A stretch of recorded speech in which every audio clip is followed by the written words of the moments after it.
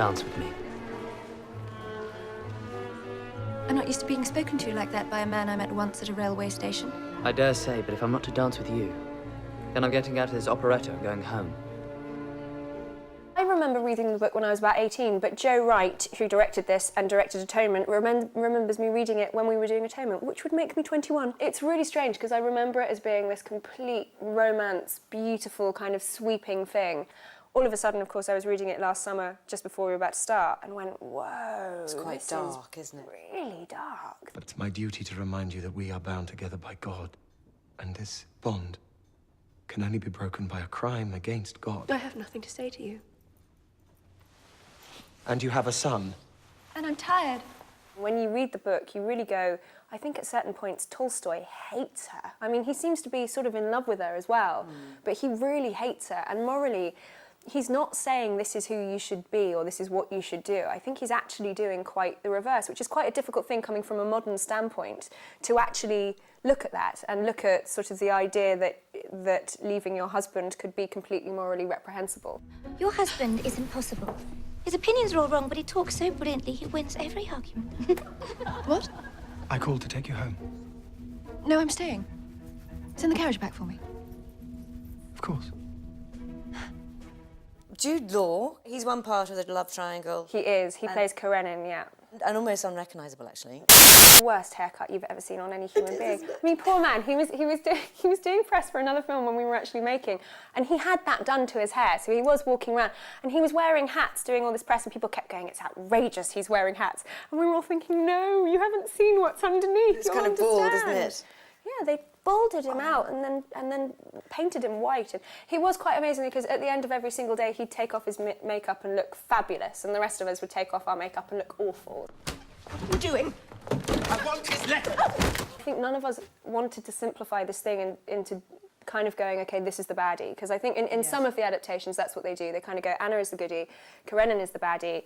I think the great tragedy of Anna is that she never recognises what's in front of her. You know, she can't recognise that he loves her in the only way that he can. That can never be enough. And in the same way with Vronsky, she has that moment of romance and that moment where it's all fantastic, and she doesn't understand that that moment can't last forever. So anything less than that means that he doesn't love her at all. Action!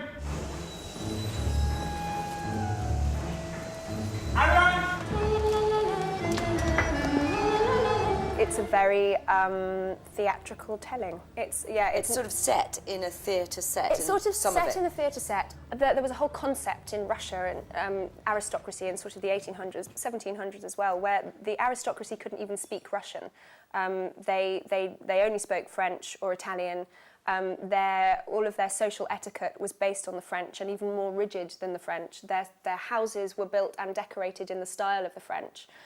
Their children, who would be brought up by serfs who would speak Russian, would be literally punished if they spoke the Russian language. So there was constantly this idea that they were playing characters and kind of denying this sort of Russian side of them. Because it does ask quite a lot of the audience, It really doesn't it? does. We were talking about the fact that it's set in a theatre and all the rest of it. That's could be for some, maybe challenging. I don't know. Absolutely. I mean, I think, it's quite interesting because it's something that people who go to the theatre, audiences who go to the theatre, are required to use their imagination as soon as they step in that door. And I think in some ways that's what the theatre also represents. It's a space that we understand that we're required to use our imaginations. In a way, cinema's lost that. We've got into a way of filmmaking that is very naturalistic. Everything that needs to be seen will be shown to you. We don't, as an audience member, we're not required to do anything. We just sort of let it wash over us. And it's sort of what I love about going to the theatre, is like you sit there. And you've been in the theatre as well. And I've been in the theatre, and it's a wonderful thing about being on stage when you feel like that audience is with you and is part of the experience. They make the show.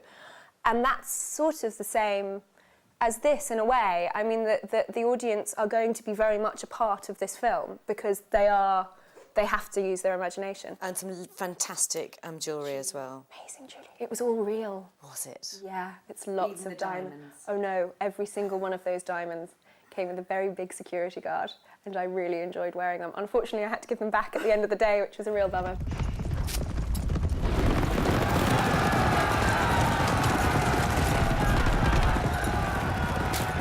You're a fabulous actress. You learn your lines, and lots of kids out there will be thinking, with dyslexia, and you were diagnosed with dyslexia, weren't you? Yep. will think that's an impossible dream. Yes.